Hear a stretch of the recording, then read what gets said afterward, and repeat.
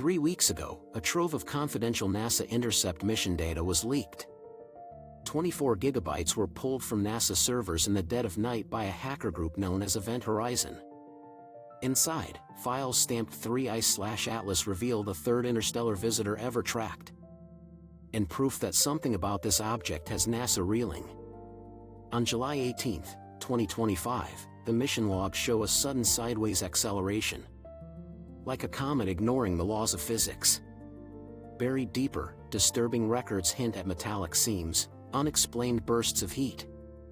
In a mission patch never meant for public eyes. Why would NASA hide what it found? What happened during the intercept could change everything we know about visitors from beyond. If the world is ready to see. Event Horizon didn't just stumble onto NASA's servers, they tore through them. In the early hours of September 2, 2025, a coordinated cyber attack bypassed 2 layers of agency firewalls, exploiting a vulnerability in an outdated mission planning module. Security logs later showed a spike in outbound traffic, 24 gigabytes of compressed files, siphoned out in under 7 minutes. The attackers left no signature, only a silent gap in the audit trail. Within hours, a manifesto appeared on encrypted forums.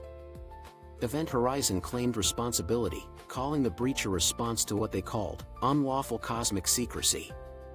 Their post didn't just boast about access, it warned that the files contained material so sensitive. Even senior NASA directors were kept in the dark. The language was blunt. The world deserves to know what its own scientists have found. Forensic analysts pieced together the timeline. The attackers gained initial access at 3:14 a.m. Eastern, escalated privileges by 3:19, and began exfiltrating data at 3:23. By 3:30, the connection was gone. In that short window, they copied internal chat logs, draft reports, intercepted mission telemetry, and files labeled with the 3I/Atlas designation. Some marked as confidential, others as top secret. NASA's internal alert system triggered a lockdown, but too late. The breach was complete before most staff logged in for the day. In the days that followed, Event Horizon distributed blurred screenshots and redacted memos to journalists and YouTube channels known for covering classified science. No one received the full archive, just enough to hint at the scale and gravity of what had been taken. The leak didn't just expose raw data, it exposed a fault line. Who controls the story when discoveries threaten to upend what we think we know? Event Horizon's warning landed like a gauntlet. The files, they said, contained evidence that would force the public to confront a new reality. And with that, the countdown to disclosure had begun. Screenshots flooded encrypted channels before sunrise. The files are stamped confidential, in bold block letters, some with redacted blocks so thick the underlying text barely bleeds through. Metadata tags at the top edge show a 0314 UTC timestamp, matching the breach window logged in NASA's own security audit. Mission patch artwork appears in the corner. A stylized comet streaks past a blue NASA vector, accompanied by the code 3I/Atlas-int. Every document carries a unique identifier, including ticket numbers, routing codes, and internal chat handles. These identifiers are layered over technical diagrams and draft tables, creating a complex visual landscape. One memo, partially blurred, lists the object's trajectory, marked with hyperbolic speeds. The memo reveals v sub INF equals 26.1 kilometers per second, and E equals 6.2. The next page is a status log from the intercept team, with critical information redacted. One phrase stands out: plume anomaly flagged at plus 11.3 seconds. Another screenshot shows a spreadsheet of spectrometry results, revealing detailed data. Columns are labeled CO2, H2O, Ni, and Fa, with some cells highlighted in yellow. Other cells are struck through, indicating data that has been disregarded or updated. At the bottom, a warning states, distribution restricted. Eyes only. A redacted incident report flashes access level TS/8CI, and a digital signature. The signature string ends in -JPL, hinting at its high-level origin. The File Properties panel briefly reveals a creation date of August 28, 2025. This date is crucial, occurring just hours after the intercept attempt. Embedded in the file's metadata is a string of initials matching a senior project engineer. This engineer was later suspended from mission access, adding to the mystery. The visual language is unmistakable. These are not public press releases. They are internal files, layered with details meant for a select audience. Even the formatting betrays their origin, featuring Courier font headers. The NASA internal watermark and a footer referencing the Deep Space Network are also present. Some screenshots show the classic blue and white NASA email interface. Subject lines read like Atlas Intercept, immediate action required, and telemetry review. No single document tells the entire story, but taken together, they paint a picture. The artifacts leave little doubt about their origin as internal files. These files were never meant for public eyes, and their authenticity is clear. From timestamp to mission patch, every detail signals the gravity of the leak. While the contents are heavily censored, classified headers confirm its authenticity. The urgent tone throughout confirms that this leak isn't just a rumor, it's real. The question isn't whether these files exist, it's what they reveal about 3i/Atlas. And why so many lines remain blacked out, obscuring vital information. On July 1, 25, the Atlas survey in Hawaii logged a new object entering the solar system. This object was tearing into the solar system at an astonishing speed of 130,000 miles per hour. Astronomers at the control desk flagged the track immediately, recognizing its significance. This was no ordinary comet, it was soon labeled 3i/Atlas, measuring 26 kilometers across. This object was moving faster than any asteroid or comet ever observed inside Jupiter's orbit. Its orbit revealed an eccentricity over 6, indicating it wouldn't return. In orbital mechanics, this means it isn't just passing by, it's on a one-way ticket. For context, most comets from the Oort cloud barely reach an eccentricity of 1. 3i/Atlas was moving too fast for any solar system object to have launched it. Within hours, observatories from Chile to Arizona confirmed the object's incoming speed. The object's speed, over 58 kilometers per second, defied the gravitational grip of the solar system. Veteran survey scientist Dr. Lina observed the data and recognized its importance. Takahashi vividly described the moment of discovery. The track was steep, prompting the software to flag it as an error. We had to double-check the data by hand to ensure accuracy. Trajectory plots showed a near-perfect inbound shot. The trajectory sliced across the ecliptic at a shallow angle. The approach vector pointed back toward the constellation Lyra. This was far from the plane where most solar system debris drifts. Even the inclination was just 5 degrees off Earth's orbital path. This hinted at a cosmic coincidence or something more deliberate. The size alone would have made headlines.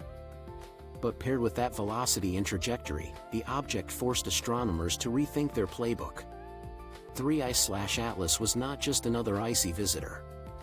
Its motion, speed, and origin all screamed interstellar. This was an outsider with unknown intentions. As the days ticked by, telescopic arrays tracked its acceleration. Early models tried to fit its path to natural forces. Gravity, solar radiation, cometary outgassing, nothing matched. The numbers kept pointing to a single, unsettling conclusion. 3i/Atlas wasn't behaving like any comet on record. The groundwork was laid for the next mystery. What was happening on its surface? And why did the data hint at something even stranger beneath the ice?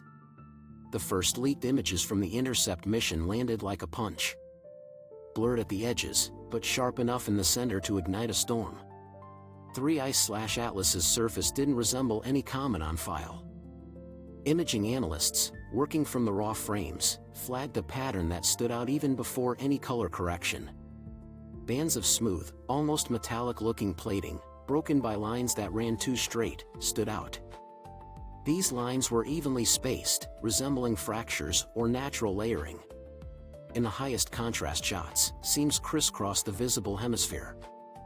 not the ragged fissures of a fractured rock, but ribbed lines running parallel for kilometers, with branching right angles that defied the chaotic geometry of ice and dust. One analyst called it the radiator problem. This referred to a gridwork of raised ridges, spaced like the cooling fins on spacecraft heat sinks. Those ribs cast shadows at dawn and dusk, their irregularities so striking that the anomaly detector flagged the pattern as artificial. Comparisons to known comet nuclei fell apart under scrutiny. Halley's Comet, Tempel 1, even Borisov, all show surfaces pitted and jagged. Here, the reflectance profile ran flat and bright across long stretches, interrupted by what looked like panel boundaries. The surface didn't scatter sunlight in the usual way. Instead, it bounced back in a pattern closer to polished alloy than to porous rock. One frame, rotated and contrast boosted, revealed a diamond-shaped plate, bordered by a shallow groove. This edge was too clean for any natural fracture, too sharp for a dust deposit. Thermal imaging added another layer. Infrared overlays showed heat pooling along the ribbed seams, then venting in pulses from regularly spaced nodes. The effect was so pronounced that a senior analyst wrote, "If this is a comet, it's wearing a suit." Skeptics in the review room were analyzing the data, searching for a natural explanation. They considered crystalline ice, unusual layering, and even a coincidental impact grid. None fit. The geometry was too precise, and the symmetry too persistent across multiple rotation angles. Each new image compelled the team to expand their search for analogs. However, the catalog of known comet surfaces offered nothing close to what they saw. As the debate spilled beyond closed channels, outside experts began weighing in. Some urged caution, warning against overinterpreting noisy data or digital artifacts. Yet, the regularity of the patterns and the flatness of the panels kept the question alive. The radiator-like ribs added to the mystery. What kind of natural process could create this? With each new frame, the case for a purely natural surface grew thinner. The focus shifted from the object's impossible motion to its smooth, heat-venting skin. This skin seemed to tell a story no comet had ever told before. Martin Cordner's team at Goddard was the first to capture a full infrared spectrum. Their logs revealed 42 gigabytes of raw data, sealed under a restricted access embargo. The early spectra lit up with nickel lines, sharp and brighter than any comet on record. For context, nickel usually accompanies iron and cosmic dust, but here, iron was almost absent. Its signature lines were missing from every frame, which is not just rare, it's unique. The next anomaly emerged from the thermal data captured by the Webb telescope. Its infrared array recorded heat vents pulsing every 90 seconds, like a heartbeat. The cadence was so regular that analysts flagged it as non-random. Heat pooled along the ribbed seams, bursting outward in tight, directed jets. This was not the chaotic outgassing typical of comets. These were discrete, timed pulses. Each pulse matched a spike in the object's surface temperature. The logs referred to it as a directive motion event, a term usually reserved for spacecraft thrusters. Trajectory analysts in the flight room tracked the object's path through the inner solar system. After each thermal pulse, subtle course corrections were logged, precise and necessary.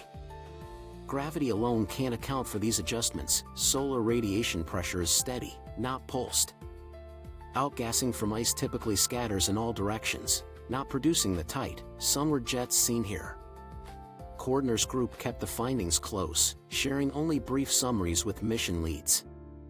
The raw data, nickel without iron, heat pulses on a clock, and course changes remained locked behind firewalls. To the few analysts with access, the evidence was stacking up. 3I/Atlas was not just behaving strangely, it was following a plan. Avi Loeb, the Harvard astrophysicist, quickly weighed in on the 3I/Atlas files.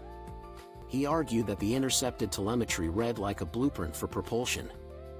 Each heat pulse and course correction lined up with expectations for a ship using ion drives. These engines push against the void not with fire, but with electric fields and charged dust. In Loeb's words, if you wanted to slow down after a journey between stars, you would fire your engines sunward at perihelion. That's exactly what Atlas did. But propulsion wasn't the only anomaly buried in the leaked logs. Radio astronomers reviewing the intercept mission's raw data flagged something that shouldn't have been there. A pattern of faint, repeating echoes bounced back from the object at regular intervals. These were not natural radio bursts or cosmic static. These were precise, clipped signals, echoing at intervals that mapped almost perfectly to the object's thermal pulses.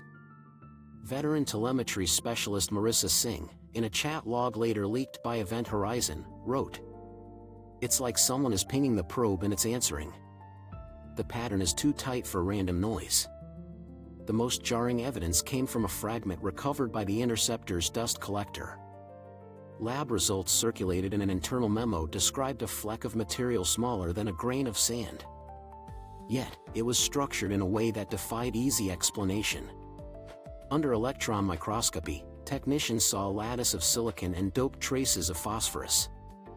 This was arranged in layers, spaced at micron intervals, like the architecture of a semiconductor wafer. No known comet dust, no interstellar grain, matches that pattern. The memo's summary line, partially redacted but still legible, read, "Semiconductor structure detected. Artificial origin cannot be excluded." For the analysts in the review room, the equation had changed. It wasn't just a question of odd chemistry or strange motion. The files, the echoes, the circuit dust, all pointed to the same disturbing possibility. 3I Atlas might not be a comet at all. It could be a relic, a probe, or something built for a purpose we're only beginning to guess.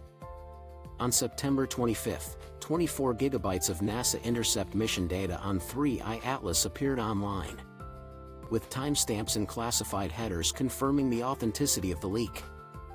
The files revealed a 26-kilometer object, moving at 130,000 miles per hour.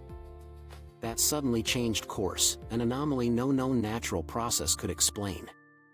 High-resolution images showed smooth metallic panels and ribbed seams, unlike any comet previously observed. Spectroscopy data pointed to refined nickel with almost no iron and rhythmic 90-second heat pulses. These were synchronized with unexplained trajectory corrections.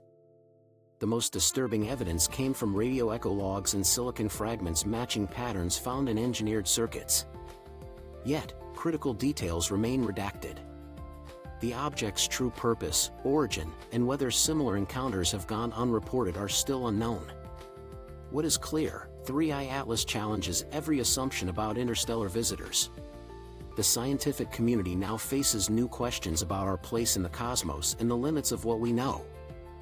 For now, the evidence forces us to reconsider what passes through our skies, and what, or who, might send it.